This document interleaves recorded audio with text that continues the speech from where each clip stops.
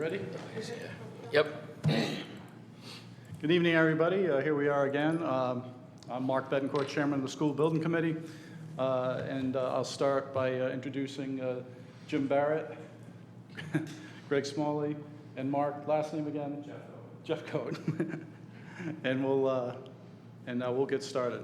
They'll do a presentation, and then we'll just open the floor to questions from everybody else. All right? Thank you. Thank you, Mark.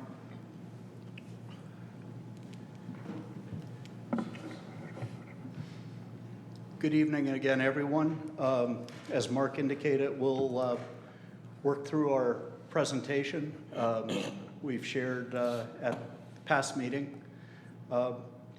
We have had opportunity to work here in Norwich for about the last year period, beginning last summer and taking advantage of that time frame to be able to move through the buildings and assess the physical condition of the various buildings.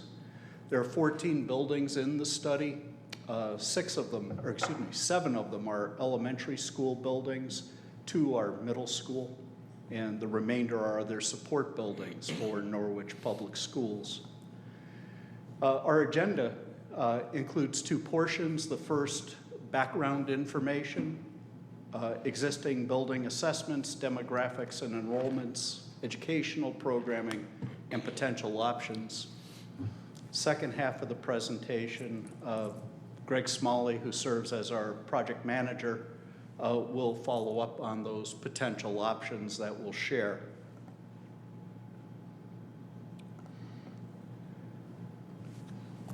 So beginning with the first section and physical conditions assessment, as I said, we were able to utilize the period last summer where the buildings were less occupied, less in use, and allowed our team, which included our mechanical, electrical, plumbing, fire protection engineers, as well as our architectural staff, to be able to review the conditions of the buildings and the sites.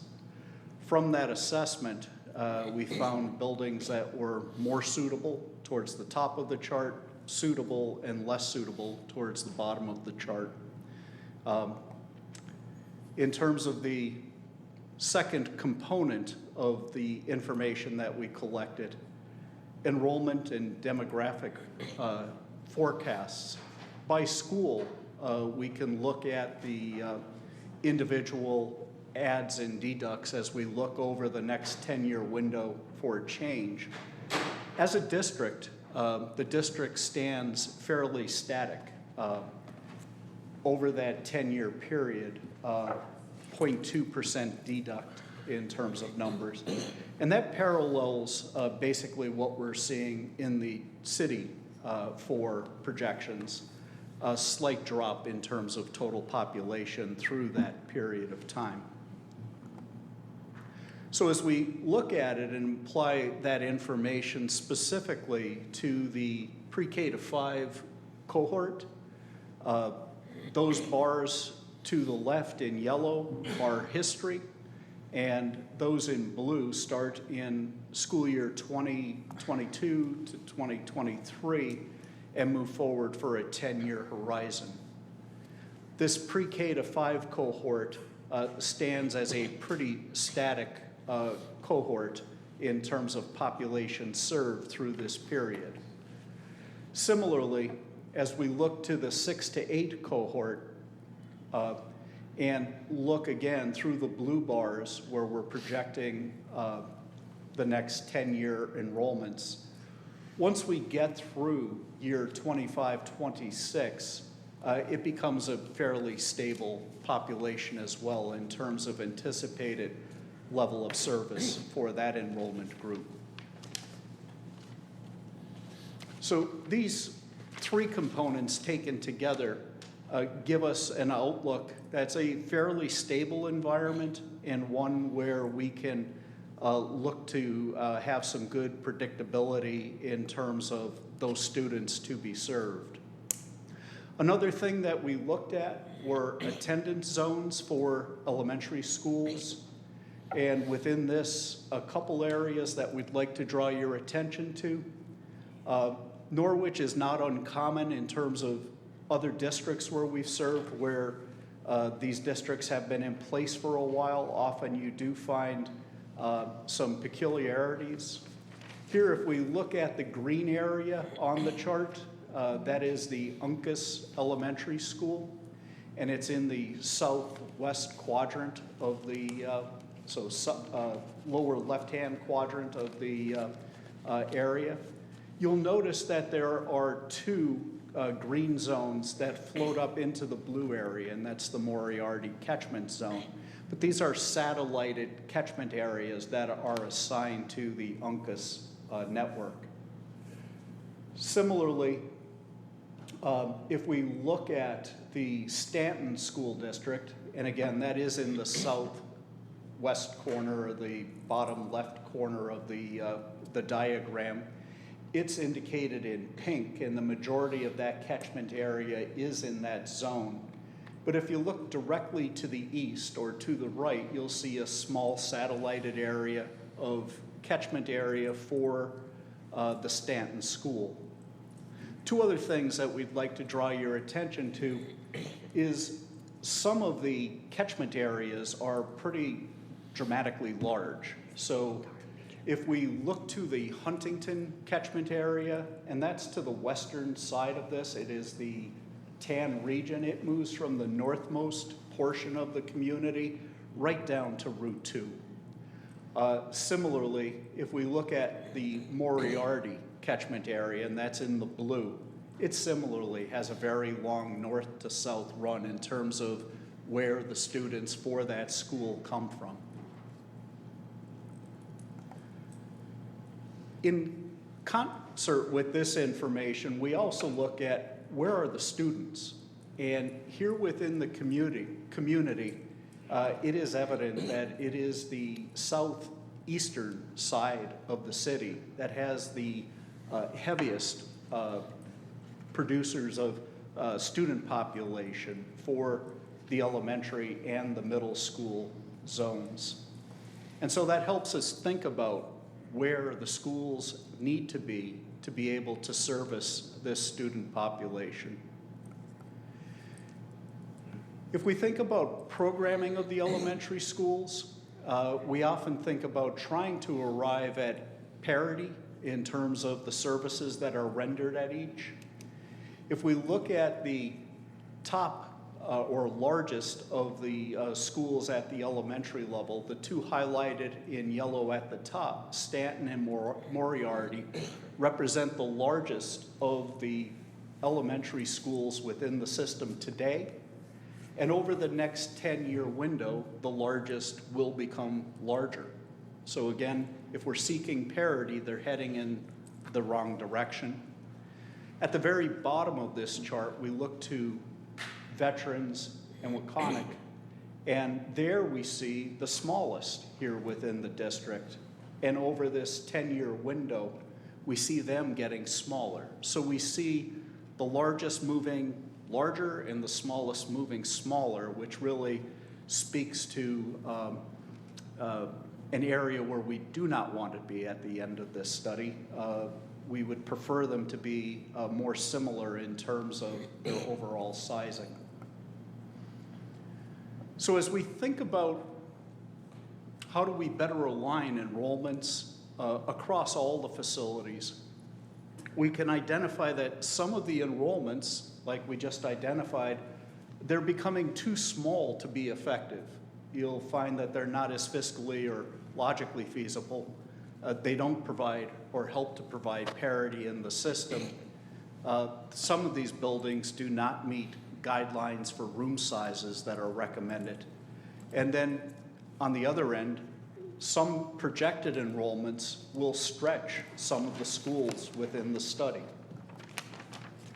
If we think about an idealized size for elementary schools, we're thinking about how best to foster student growth. And certainly, our target would be not more than 800 students, but a real sweet spot would be between 300 and 500 students, serving a mix of students, a balanced mix of students. As we think about schools that exceed 400 in population, we think about how do we create the sense of smaller community learning environments.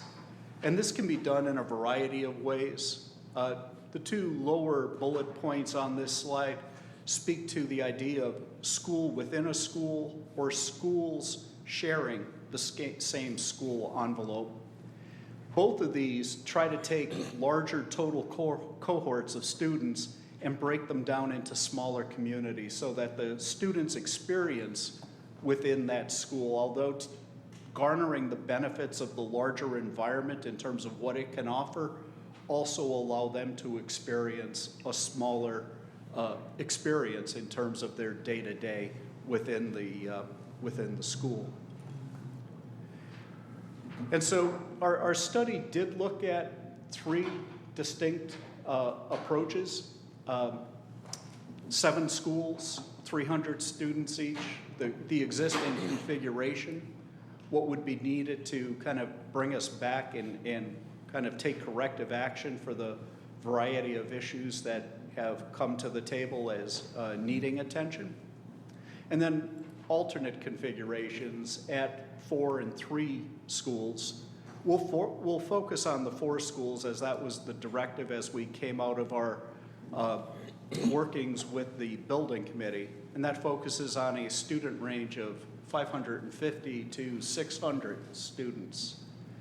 And so with that overview of kind of background information, I'll share the podium here with Greg Smalley, and he'll take you through some of our potential options. Thanks, Jim. Greg Smalley, the project manager for DRA, and as Jim has illustrated, we spent a bunch of time looking at various options that what might get us there, and the committee, with the input from the Board of Ed and the administration, landed on 2 that provide a good compare and contrast. The first we're calling Do Nothing, which is to stay with 7 elementary schools and 2 middle schools. It's essentially what you're running now. And we looked at this from a maintenance point of view, not from a capital improvement point of view. So this would maintain the existing. It would not address the educational shortfalls, and it would not address all the code requirements until you start to renovate as new. A lot of code issues end up being grandfathered. So we looked at, to start from how it would compare to a state program for 300 students.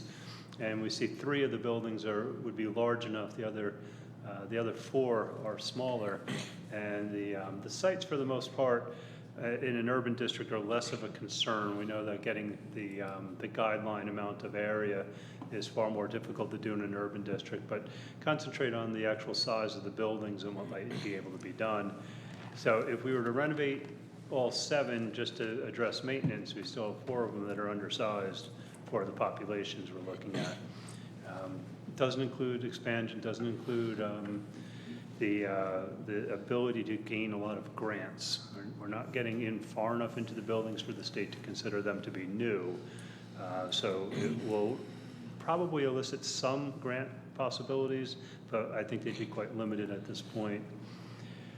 If we forecast forward, we spent quite a while on each one of the buildings and developed a review of each building and pointing out the items that we felt needed to be addressed, and put that on a 20-year expenditure. So this is forecasting out from 2023 to 2025, the first 2 years, and then 5-year increments after that. And for something like Stanton, we're forecasting close to $21 million needed to keep that building up and functioning. And it's a building that you've started to invest in with some roof repairs and boiler replacements and whatnot, but just scratching the surface of what the building really needs. Moriarty was another one you see here. It pushes out a little bit further, about 7 or 8 years out, but it totals up close to $24 million. And when repairs start on these buildings, they tend to run in pretty good groups of things that are interrelated and start to need attention. And then if we take all of the buildings that we looked at and put them together across from 2023 to 2040, we're talking about close to $271 million forecast out. And if we take Kelly Middle School out, It's in the forecast because after about 2035, some of those systems start to come up for renewal. But if we take that out, it's about $226 million forecast for need for these, for your existing buildings. It does include escalation, so it's a like-for-like comparison with the replacement project. And there's a fairly limited window to start getting some of this work done. The buildings don't get better without some investment in them, and once they start to go downhill, that investment starts to ramp up. One of the downsides of doing it as a capital project is you're doing it in work when the schools are occupied. The projects are just too broad to get done in a summer. And you'll also be working in a number of schools at the same time. So you have overlapping projects in schools that are occupied at the time of construction. So with that piece looked at, we looked at the new build option of 4 elementary schools and 2 middle schools. And here we're looking at the opportunity to really achieve parity within the educational offerings throughout the grade range that the city is responsible for. So that means some work at teachers as well to make that more comparable and a greater level of parity with Kelly. And at the elementary schools, really to get some appropriately sized spaces. There's quite a range of space sizes in the buildings now. Outdoor learning areas, special education is disproportionately spread around the district. We also are out tuitioning quite a few students. And then incorporating STEAM and project-based learning as a curriculum or pedagogical offering as the district moves forward. We worked with district leadership to set up a program for spaces within the buildings that would address an evolving educational curriculum, and we compared that to the state guidelines, using the state as a basis for or point of beginning. We are suggesting spaces that the state guidelines haven't caught up with yet. Those state guidelines tend to lag behind the educational guidelines and direction, and we think it's prudent to anticipate how learning is going to take place in the future as you build your buildings. And that provided us with a planning process, a good starting point. And if we're looking at, we said 550 to 600, we're using a population, a opening enrollment of 525 students, and that gives us the leeway to pick up a growth spurt if something were to happen. OSCGR guideline, and they are a funding agency. They have a guideline. You plug in the number of students, and it tells you how much space they will help you to fund, and that's about 62,000 square feet for 525 students. And our working program that we developed with the city is about 74,000, so about 12,500 square feet bigger than the guideline. And what that has the effect to do is to reduce the effective reimbursement rate or reduce the amount of space that the state will participate in. There's a number of different ways to say that. 525 students, 2 of the buildings work for size, Huntington and Uncas. And as you saw earlier when Jim was talking about where the students are, Huntington doesn't really help us in terms of trying to rationalize bus and travel and transportation. So we start looking for places that do work with that population center and the students, student concentration in the southeast area. And certainly Moriarty works, Stanton and Uncas work as sites that kind of circle around and create a much more reasonable east-west flow for the people living out on the west side of the city. And then look back at Golden Street, the old Greenville School site, as a site that really is right in the heart of our population center and gives us the ability to really start to address that need. And you might remember the map that Jim showed you in the beginning with this spread of schools and how they overlap and are quite next to one another. This is what the district would look like with the 4 elementary schools. The red dots are the 4, with one up Moriarty up towards the upper part, the north end, and the new Greenville School, Golden Road, Golden Street, and around to the bottom. So with that established as a direction for exploration, we looked at what the sites were capable of handling, and looking first for natural or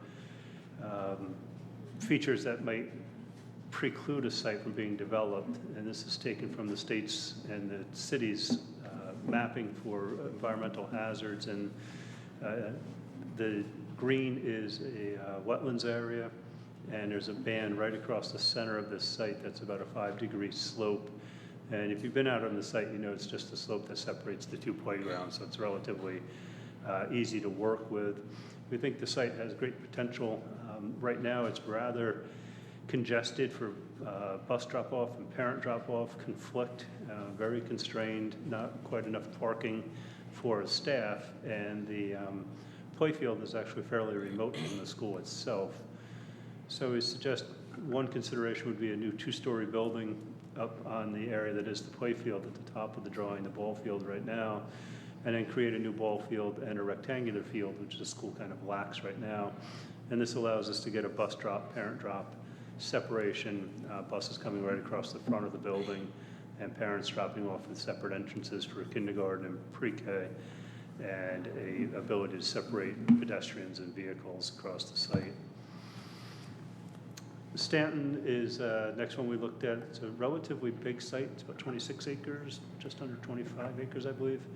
And this has a quite an area that shows up as wetland and potential flood, but we know that that river is piped along the left side of the drawing, going from top to bottom or top to lower left. That is piped. In memory has not flooded, and so we're considering that to be informational more than hazard. The back half of the site, you see the green and the tan, is a little bit steeper hills and gives us a little bit of opportunity to develop a building that might go up the hill. And you'll notice for consistency, we use the same basic floor plan for each one of the buildings. That's not to imply that all the buildings will be the same as you move forward, but the floor plan is a check to see if it could be made to work reasonably and realistically. And here, once again, we're providing far more bus drop-off, parent drop-off, separating the vehicles from the pedestrians, and getting some fields to work on the area of the site that's currently occupied by building and parking lot. On to Uncas, at the south end of the study area. This is a relatively usable site, with the building as it's positioned now kind of making it less functional than it could be. It does have a fairly steeply sloped area towards the back, but that's been terraced off with 2 fields already. And the real detriment on this building more than anything else is the bus drop-off and parent drop-off is extremely tight. And so we're suggesting perhaps move further south on that and stretch that parking lot bus drop-off area down from Elizabeth Street extension and take advantage of the flattened fields and the hill for the building. And this gives us quite a bit of a drop-off area and good sight lines for security from people parking and walking up to the building. And then finally, Golden Street, the former Greenville School. For those of you who have been around long enough to know it when it was a school, you know it's quite a hilly site. The city does own access from a number of different points, which makes it possible to develop a couple of different scenarios here. It's relatively dry by the city maps, and just dealing with the hilliness of that area. And here, the same 2-story footprint sitting on the side of the hill with some fields carved out, and the parking is essentially where the old parking and school footprint was. Nice little site, gets quite a bit of diversity in the terrain for the building. So with those done, we did not spend much time tonight talking about teachers, but it compares to Kelly fairly favorably in terms of size per student, but it doesn't in terms of overall enrollment nor size of rooms and spaces. So with Kelly, we looked at a program that would expand that and make it more comparable to Kelly, whether it's an expansion or a replacement of the building. But as always, we want to get into what might it cost and when might you be able to build it. So working with O&G Industries and Mark Jeffco and his group, we projected costs that include the construction, the professional costs, what are known as the owner's soft costs, so your bonding costs, professional costs, furniture, technology. These are essentially brand new buildings, start to finish, when you walk into them, and nothing comes over from the other buildings except for staff and library books is the easy way to look at it.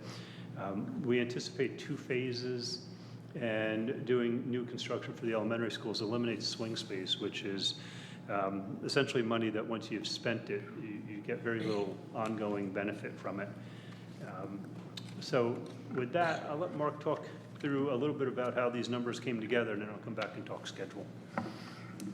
Thank you, Greg.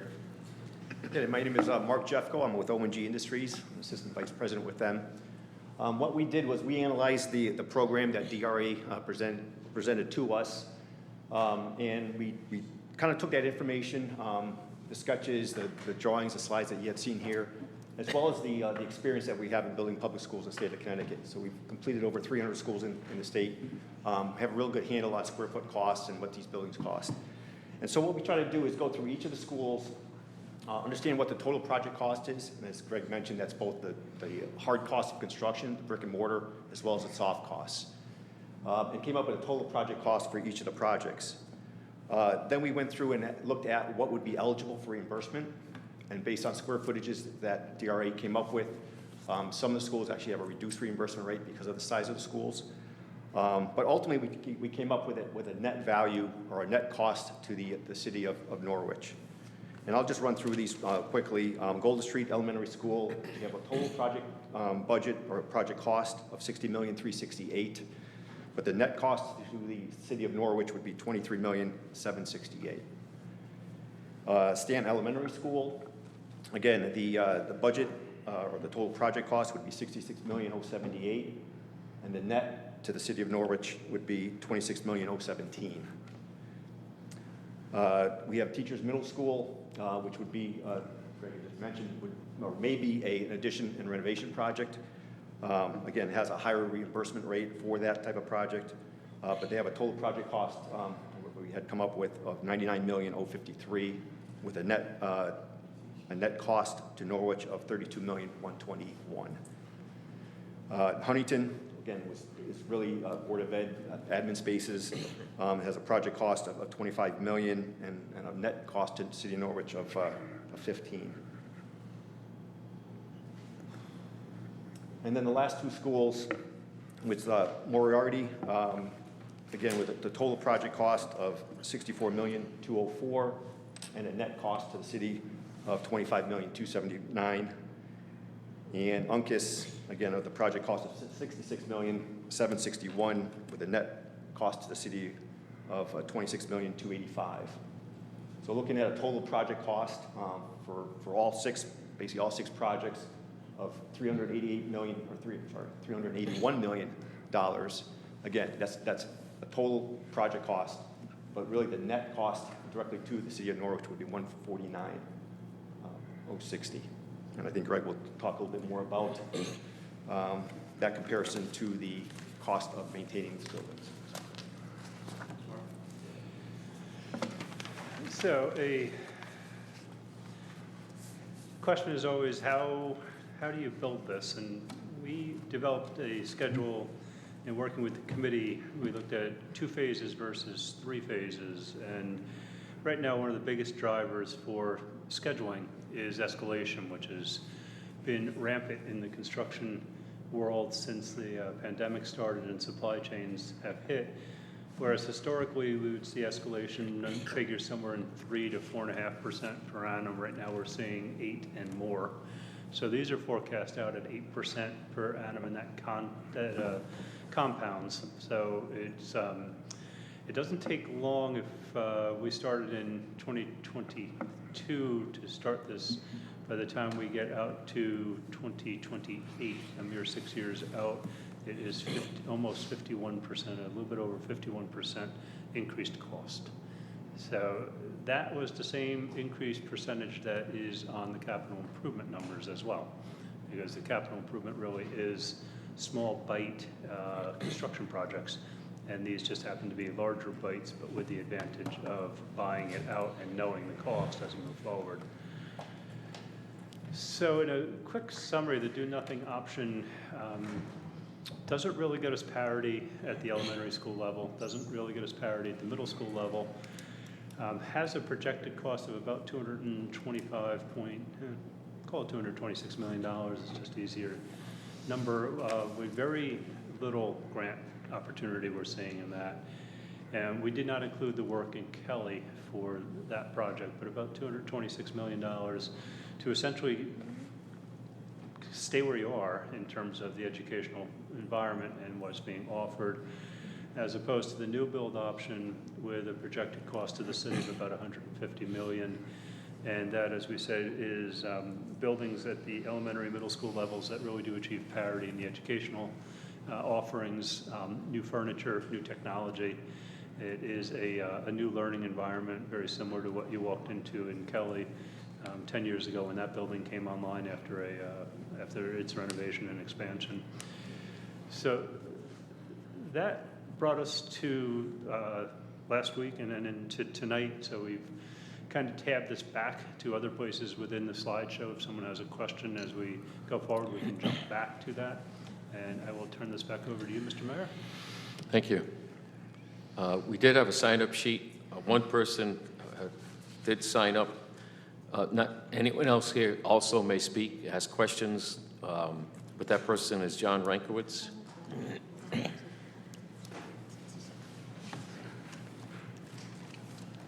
Okay, my name is John J. Rinkwitz Jr., 23 Michelle Drive, Norwich, Connecticut. I just want to mention that it's so ridiculous to hear about the 4 new schools being built in Norwich. At a time when things are skyrocketing, just as to pay the price for taxes, food, and fuel, we cannot afford this. I need a new roof and some repairs on my house. Can I get a government loan to knock it completely down and build a new one? Will Norwich provide some funding? Norwich has never been a democracy. It is now a dictatorship. No matter what people say, you're going to do what you want. I'm glad my house is getting ready to be sold, and I've been looking for a better place to live, and that place is going to be Alaska.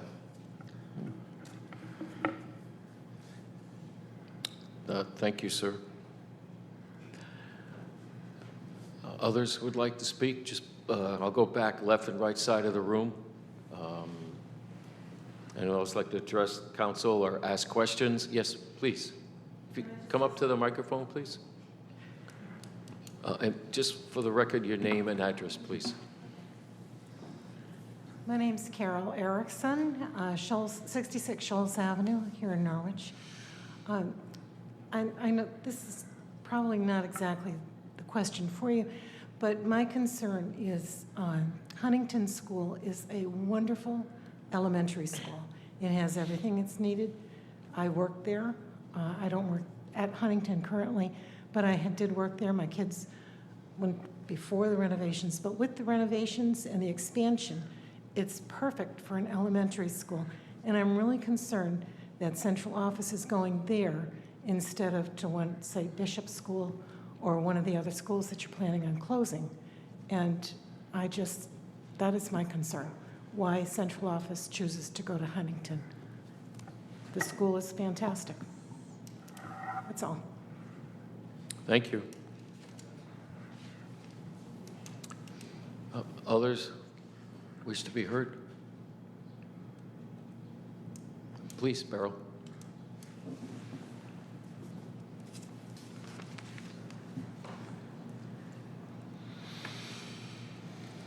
Beryl Fishbone, 19 Bliss Place. I get why we need why we need new schools. I've been in the old ones. There's not a doubt or a question in my mind for that. My concern is when you build 4 new schools at pretty much the same time,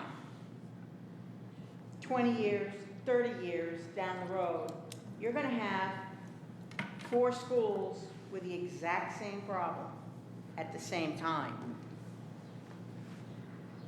That puts a weight on the taxpayer. It's almost unimaginable. Because they're all gonna need new roofs at the same time. They're gonna need, I don't know, 20 years, I can't even imagine what the updates are gonna be, that are gonna be needed. When we had to put new kitchens in, new fat drains, that sent the city into a spin with just the cost for that. What's the cost gonna be when they all need new roofs, new floor, new wall, new windows? And that's, let's not forget, heating. Welcome to New England. We never know quite what the winter is gonna be like. You know, and how much that generator is gonna be, boiler system is gonna need, and what it's going to be. My concern is that you're doing all of the schools at the same time. I heard you when you said, well, we're gonna do this school over here, and you're gonna do that school over there. A 2-year difference isn't a big difference when it comes to maintaining a property.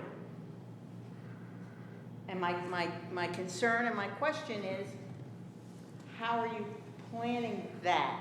And can we spread this out a little bit further so that we're not doing all of the maintenance and all of the repairs and all of the changes at the same time? Thank you. Let's respond to that. Thank you very much. Would anyone here like to respond to that, please? No, from DRA.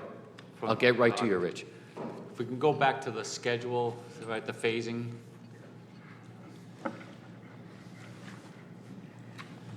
Let's see if this actually works. I'll have to jump through a few slides here, but the point is well made. Looking at a schedule that has work coming up at the same time, and what will typically happen with this is you will avoid your current capital improvement needs on these buildings. So in effect, you would avoid, in round numbers, about $75 million worth of costs over the next 25 years. You would be looking at being able to package the 4 buildings together for those items that are similar in need. So typically we'll see our urban districts or larger suburban districts will do a roof package. And we'll anticipate that coming. We'll look for grants and we'll package that together. Same thing with a window replacement or a boiler replacement. In a larger district, I would agree that separating those by 5 to 6 years would take some of the fiscal pressure off. But there's 2 things at play here. One is to avoid the capital improvement needs that are needed now and get them off the table, that $75 million. And then start to look at a capital plan that anticipates instead of reacts to the needs for systems that are starting to wear. So roofs, windows, sidewalks, parking lots, and package those and bid them and get the economy of scale across those projects instead of reacting to the buildings as they start to deteriorate.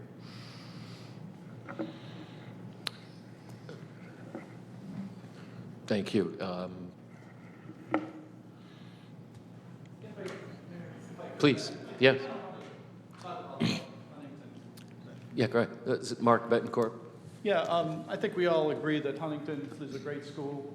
But let's face it, what makes the school is, the students, the parents, the teachers, obviously. So those aren't going anywhere. Those are going to go into a new school. But to be sure, the problem with Huntington was when we first examined it as from the School Facility Review Committee standpoint, Huntington couldn't make the grade just from the size of the lot. There was no way we could fit what we needed on that site. I think if you go there, the issues with parking. No doubt about that. And the fact of the matter is the site just really, in any scenario that we had, really didn't cut it, especially when you start talking about expansion. So it just wasn't capable of doing that. But it's a beautiful building. It has nice architecture. It could suit a different purpose.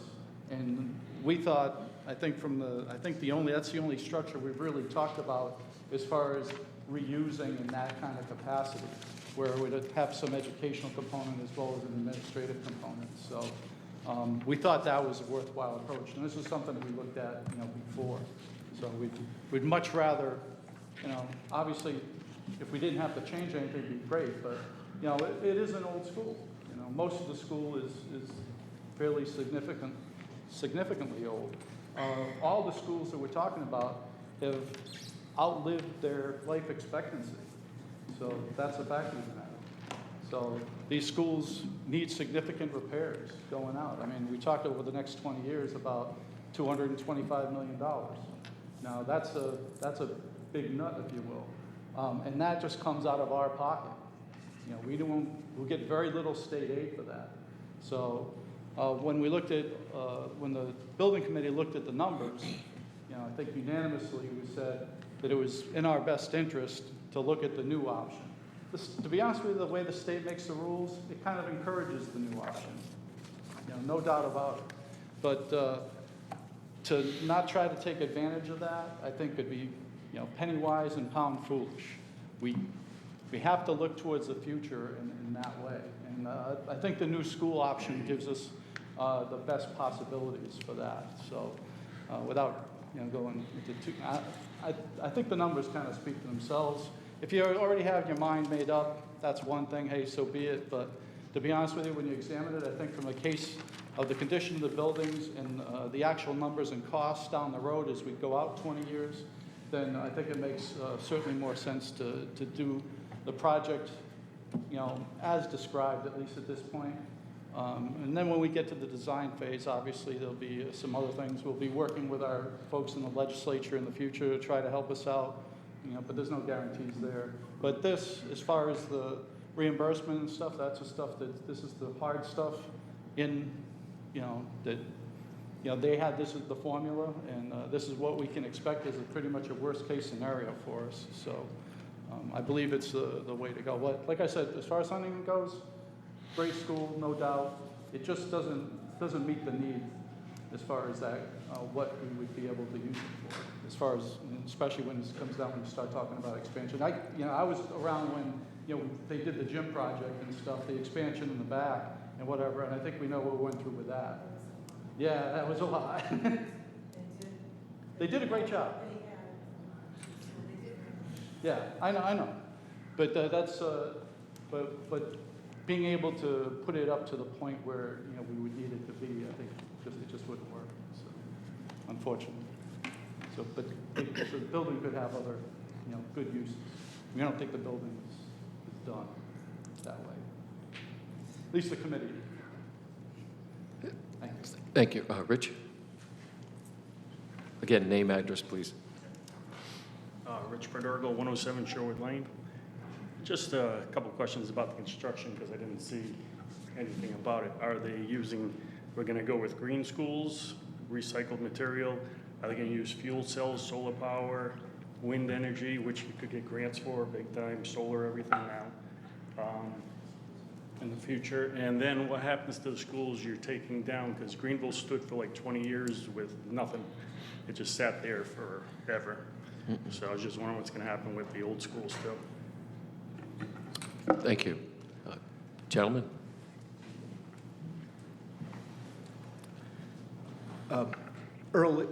Obviously, this is all pre-schematic, and what we're working with are not specific designs. But each of these buildings, as they receive state funding, do have to meet the Connecticut High Performance Building Standard. That is something that I feel Connecticut has done a great job of writing that directly into the code. And it does mean that these buildings will be attaining standards that are higher, certainly, than average. We have also included monies within the project for consideration of photovoltaics, geothermal. So each would have to be evaluated within the project itself, but the consideration is there as a dollar center. And would be determined as the projects are actually acted upon. Thank you. Yeah. Ask a follow-up question, and Jim, if you want to stay there. To that point, I mean, let's not forget that the option to this master plan is to spend, let's just say, $200 million on the buildings that we already have, which would not have any of the things that Mr. Pedergel is talking about. It essentially would be spending more money to have the system that we currently have, just with updates to many of the buildings. It's an excellent point, Mr. DeLuca. I think the other factor is that square footage, those buildings would be spread over more buildings in larger area. This has an opportunity to consolidate that and bring it into a state that addresses the student need, but really tries to have as efficient a system as possible in terms of deployment. And just to follow up on that, because it was briefly mentioned, it should be all set, Jim. The mayor and I were in a meeting today where we discussed very briefly the idea, because I believe somebody said, okay, what about the old buildings, right?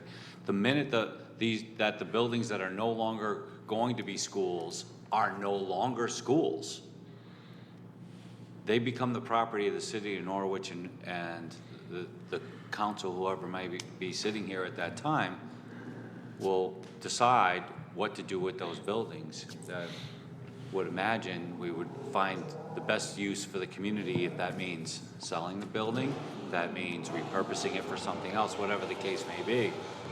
So nothing will really go to waste. Nothing will be wasted.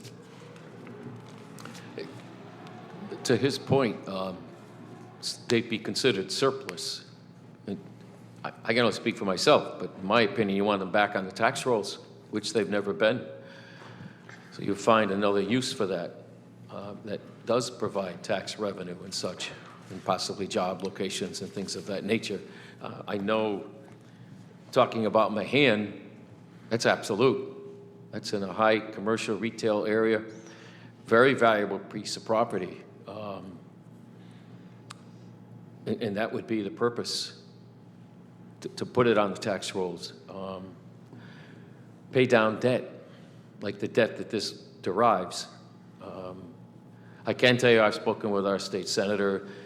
She intends to work in the next General Assembly to work on increasing the reimbursement rate, which right now is pegged at 67%. Other communities have received higher reimbursement rates, which is no less deserving, clearly.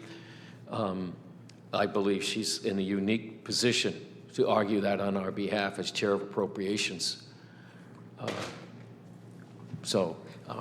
did see a hand. I'm sorry, Alderman Wilson. So I just wanted to bring him back to kind of address the part about the renewables and how, I know we talked about it last week, and it may have said it tonight, the standard of the HVAC and how just even that system, the standards that the governor has placed out over, not meeting those standards, puts us with the current system or the set we have of schools where that would be. So how, when we're looking at those standards moving forward, the position that it could put us in as a city. And I don't know, any of you could address that one.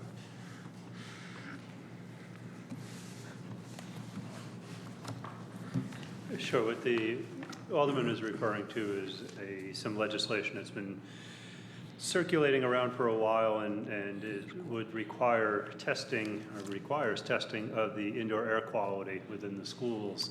And that is designed to get the indoor air quality to be compliant with applicable codes.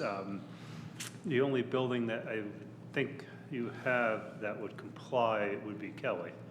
And there is a limited amount of money to bring buildings that do not comply into compliance, and a very limited amount of time to do it within this legislation. So the forecast that we have here, the projection we have here for capital improvement, does not anticipate doing that work. The projection or going at it with replacing the buildings, it starts off from a standard that's actually higher than what's been adopted under that piece of legislation. And the reason I bring that point up is when we talk about the 100 and the 200 some odd $1 million amount, that's not anticipating possibly additional, within some of those years and blocks, additional failures or additional issues that may have to be rectified within some of these systems. That's correct. So just wanted to kind of make sure that that piece is clarified too. Thank you. Thank you. I'd like to return to the public who's here to see if others would like to speak. Yes, please.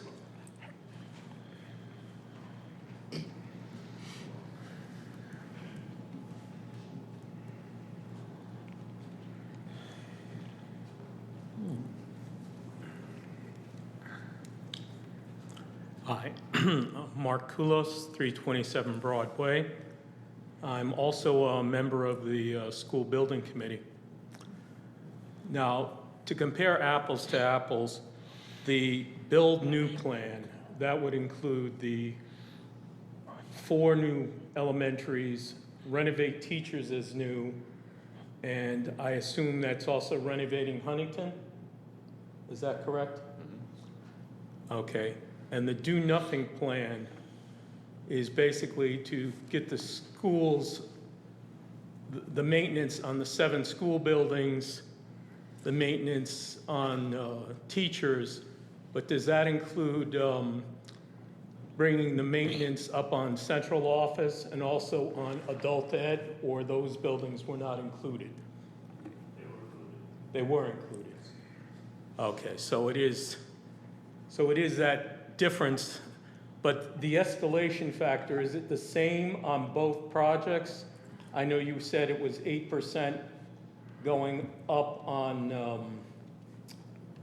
the build project, but I believe at an earlier presentation, the escalation factor was slightly different on the Do Nothing plan. Is that correct?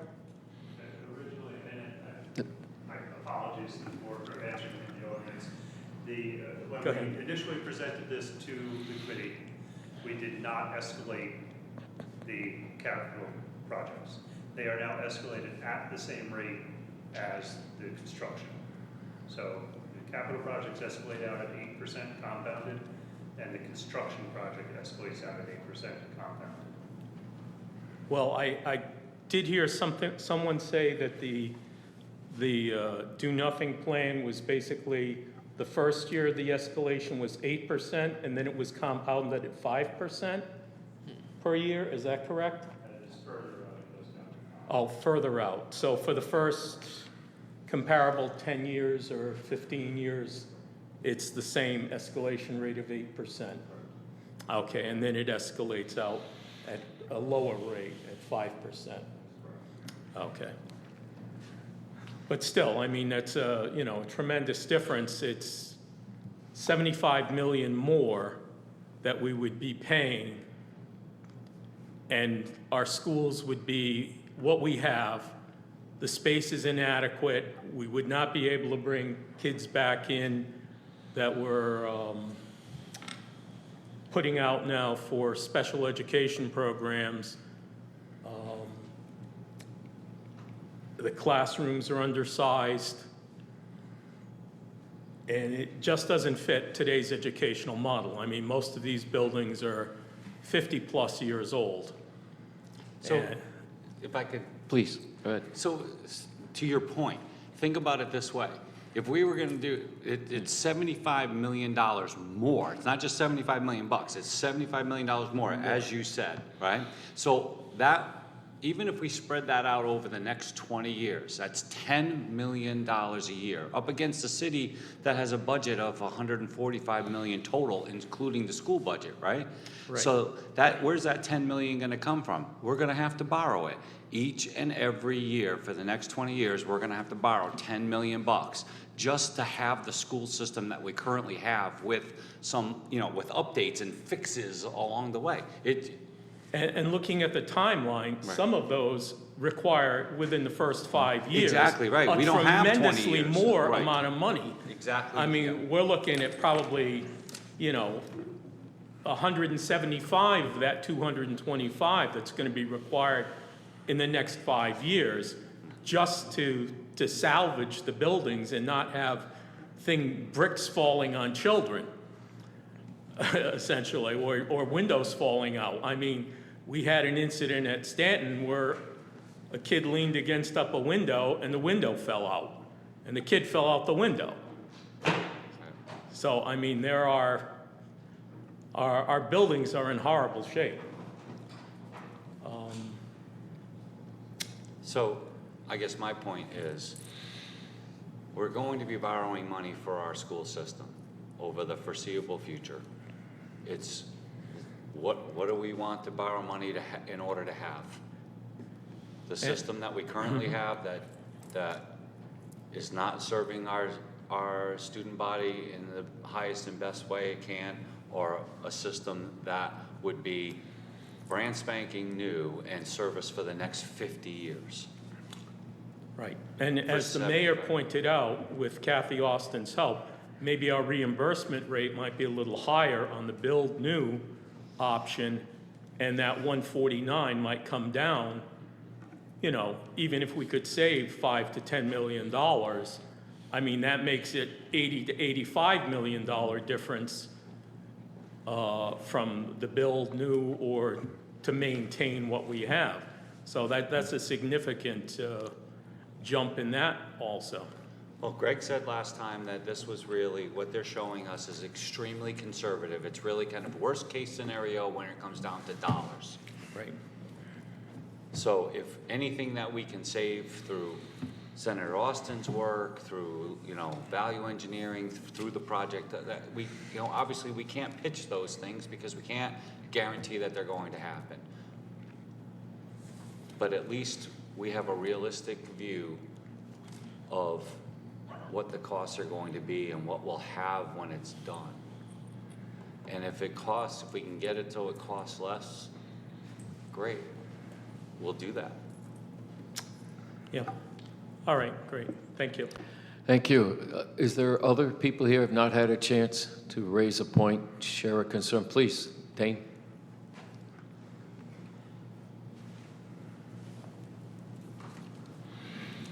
Hi, Dane Rowe, 67 East Town Street. I don't have a particular question. I feel like I'm still learning about this process and taking in all of the considerations and scenarios that have been presented here tonight, which have been very informative and very interesting. So I do appreciate that very much. I guess the point that I want to make is good communities have good schools, and it's the teachers, it's the students that make the schools. It's also the schools themselves. It's the buildings, it's the resources, it's all of the tools that the teachers and the students are able to have at their disposal that make good schools. And at the end of the day, that whole package is what makes the good schools. Having been in not all, but a lot of the schools, and understanding historic buildings and old buildings from what I do for a living, the facilities are wholly inadequate. And I don't know that there's anybody that would disagree with that. There needs to be there needs to be a bold vision for the schools, for the students, for the teachers, for everybody that's going to be working in these facilities. And it's important, especially for new families that want to make Norwich their home, to make it their community, that don't have kids yet. It's going to be people like me, honestly, possibly planning a family. We don't know yet, but you know what? That's going to impact possibly me and a lot of other people that I know. And so I would want those folks in particular to have the best possible options at their disposal. And so, as I said, I'm still taking it all in, and I might have more specific questions in the future, but this has been a great start.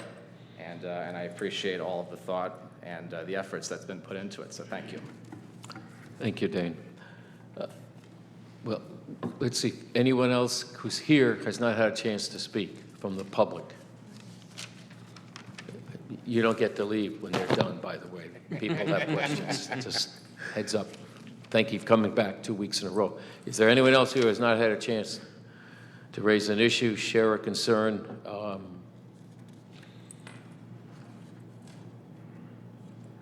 Okay. If you change your mind and you're still with us, just let us know, please. Swaranji Singh? Yes, thank you. Alderman, please. So I just want to point out that $149 million, we have not minused those schools which we're gonna eventually sell. So those appraised values for those nice commercial value that they have, that has not been minused from that. And I just want to make sure, is that right? Because we didn't even evaluated those values yet. So, but of course, this project do have big potential to change the whole outlook of our Norwich and the whole perception that exists about our schools in Norwich. And it is important. So let's see. Thank you. Thank you. Someone else? Alderwoman Gould? So to give you an idea of parity, Stanton School, right now as it sits, needs about $21 million worth of work to roof, HVAC, et cetera, et cetera, et cetera. We're not changing the footprint of the school. We're not changing the size of a classroom. We're just updating the building for $21 million. For $26 million, we could have a brand new school that meets the needs of the children for the next maybe 40 years. So for that $5 million difference, we've got a school that is brand new, meets all the needs, meets the needs of our community going forward,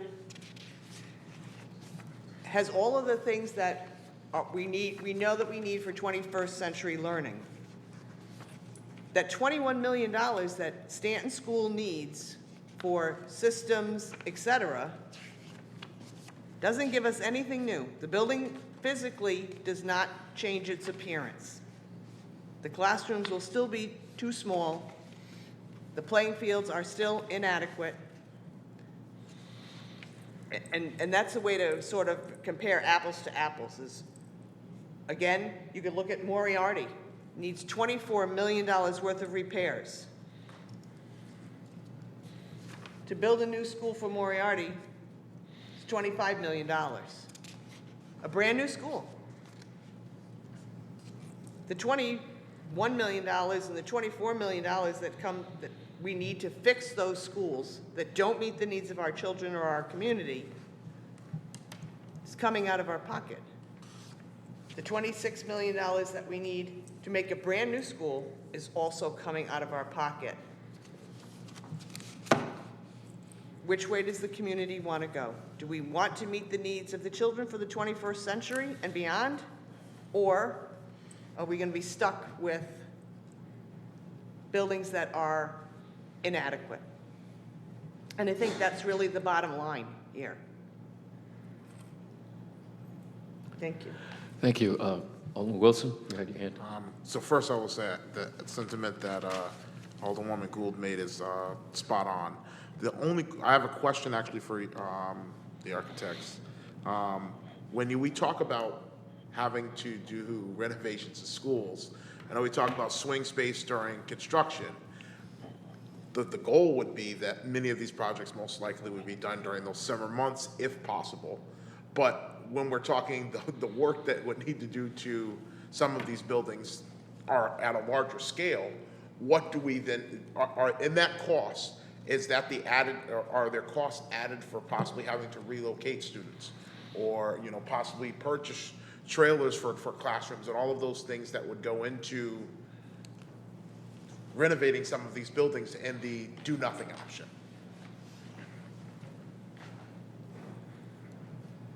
The do-nothing does not anticipate any type of temporary housing for students. So if you do a window replacement at Stanton, you will be shifting kids around in that building to avoid work, or to avoid having kids in classrooms that you're working on, or you would be incurring cost for temporary classroom space. The new build scenario anticipates building the buildings while all the schools stay in use, and then moving from those into the new buildings and taking the old buildings offline. Now I know, kind of staying with that point, my second question was, when we look at the timeline you have for building in the 2 phases, it's roughly, it's not it's within a 7-year window. And so, you know, that's between the building and shifting and all of those things. And I think one of the questions that was asked about spreading it out makes it tough when you're looking at it, I would say, from an equitable standpoint, as far as one group of kids being able to use new technology, new classrooms, adequate space, and possibly the other part of our student population still being, for a much longer period of time, stuck with the old, which then we're talking inadequate or inequities within educational learning tools and resources and things of that sort. That's a big driver when we look at, certainly at the elementary school level. The kids are in the schools for the longest amount of time in their educational journey. So we're trying to condense the schedule as much as is logistically possible and financially possible. So if I had my druthers as an educational planner, I would do all 4 elementary schools at the same time, and I would push the middle school further out. And there's nothing in the planning that says you can't do that. You have adequate sites. It's more a matter, and this is where Mark would weigh in as we were moving further forward, is could the market support building that many schools in one town at one time? But from an educational planner point of view, I'd love to say in 2 years, 18 months, everybody moves into a new elementary school. It'd be huge. And then the middle school comes along and opens, and the 3 years that kids are in middle school, they'd be at teachers, which is adequate. And it would take you 18 months or so to build, either renovate it or build a replacement building. So if I entered there in 6th grade, by 8th grade, I'd be graduating from a new building. And so I think there's some flexibility in how you actually start to schedule it. It's what the market could bear. But to spread it out the other way, you've got 2 pieces. You've got increased cost if you did it a school at a time. You're picking up a considerable amount of money. Even at 5% compounded, you pick up real money very quickly.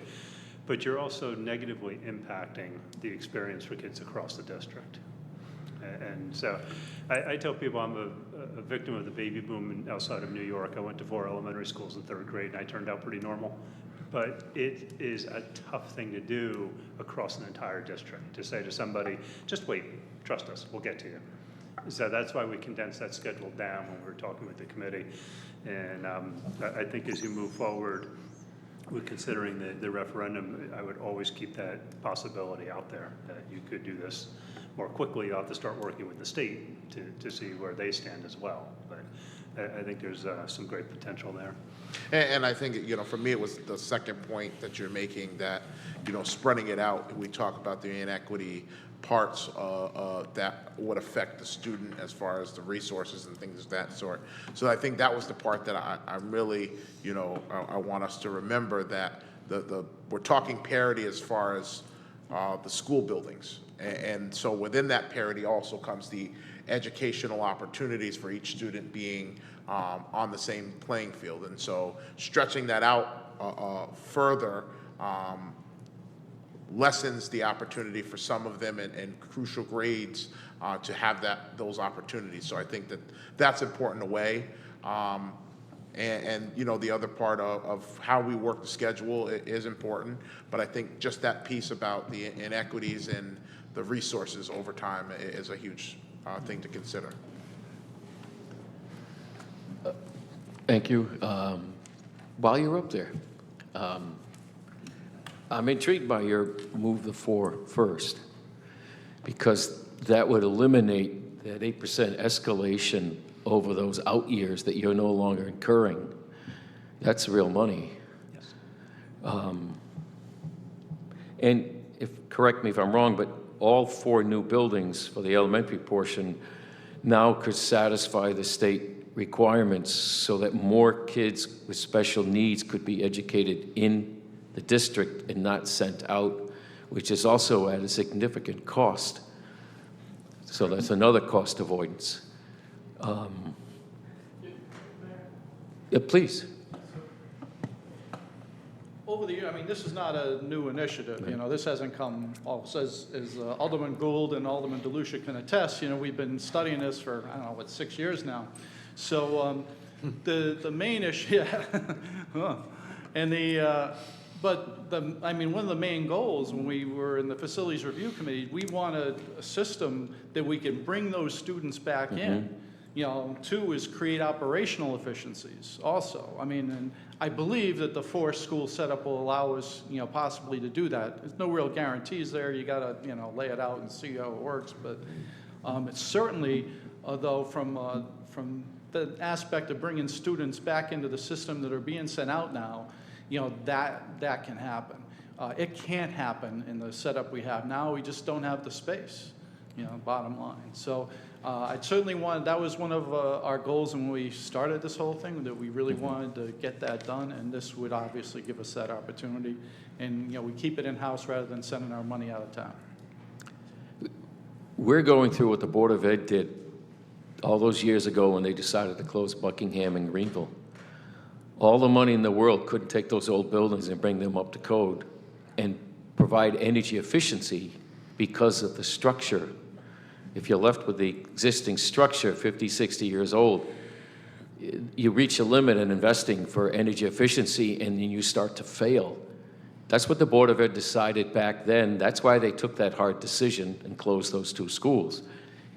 They didn't want to take a school out of Greenville. It could not be made more efficient and still meet the requirements on a square foot basis for kids. And that's not controlled by anybody down here. That's controlled by Hartford. They set those standards, so many square feet per child. And unfortunately, they don't always leave those standards alone very long. It's like environmental issues. The sewer treatment plant was designed years ago, then they went and changed all the requirements. They had to go back and do it all over again. But these are kids we're talking about. I do have a question about the administrative building, $25 million. Can you justify that amount for basically the offices and the other purposes? Can you go through that again? Because I think that's high. And what that is renovation of the older part of the building and modifications to the newer part as might be required.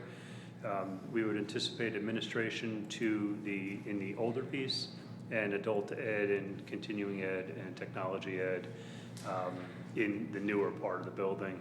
It would also make that building available for daytime use by recreation for another gym, the art room, those type of pieces. So that's the project that I think has the most flexibility in terms of programming and ultimate cost. One of the things that turned us off to that for a school is bringing the old building up to code. And so the back part of the building is fairly nice. The site is way too small for the cohort. The location is wrong, but the front side of that building has a bunch of problems, code compliance for children, which it doesn't necessarily have for adults, for the admin. So you're also looking at consolidating and getting out of Bishop and Hickory and all of your other places where admin is located right now, going into a single building, eliminating the compounding of operational costs, and also addressing the frustration of someone who's coming into the district looking for a particular department and being told you need that's in another building in another part of town. And so getting admin into a single location, especially in urban districts, is always an aim from the big picture of it's one-stop shopping for anything that I need to do on the administrative side of the district. I go there, and I know I can get everything. The backside of the building lends itself quite well to a continuing ed, community use type of setup. So it is the team couldn't find another building that would address as many needs without splitting it and holding on to two more buildings. All right, thank you. Again, anyone here who has not addressed us would like to?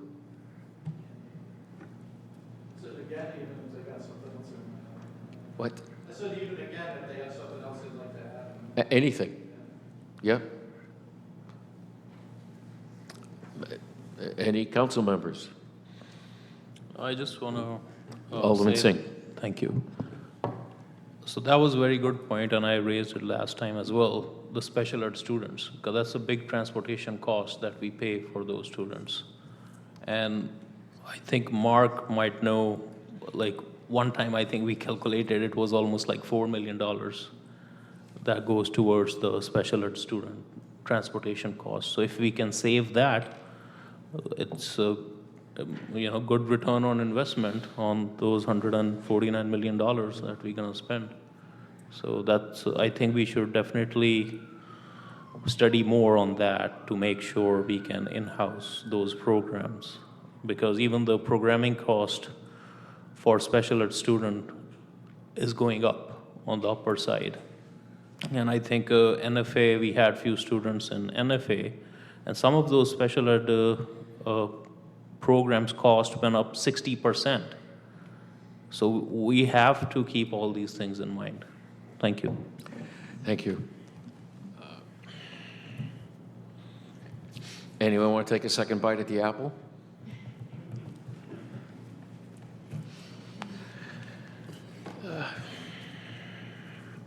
Okay, thank you all. We are proposing to raise the ordinance for first read next Monday. That doesn't mean there'll be a public hearing. It means it will be posted, and the public hearing will be scheduled. And we're looking at August 1st is the night of a public hearing to be held on that ordinance. If this seems rapid, it is. If we are to get a question on the ballot concerning this project, this cycle, our work must be completed by the second meeting in August, because it then has to be fully reviewed again by the bond council, city's attorney, everybody down here, in order to be in the Secretary of State's office by September 1st. If it's not there, it's not going on the ballot. And so we are under very strong time constraints. But I do appreciate everybody coming here tonight. The dialogue, the information back and forth, I thought that was a nice flow. I hope everybody was heard who wanted to be. Please don't feel this ends our interest hearing from you. Please reach out to us if you have other concerns you want to share. Thank you very much, and thank you for the members of the committee who came, who were with us, so forth. Good night. One last word, anybody? Good night. Good night.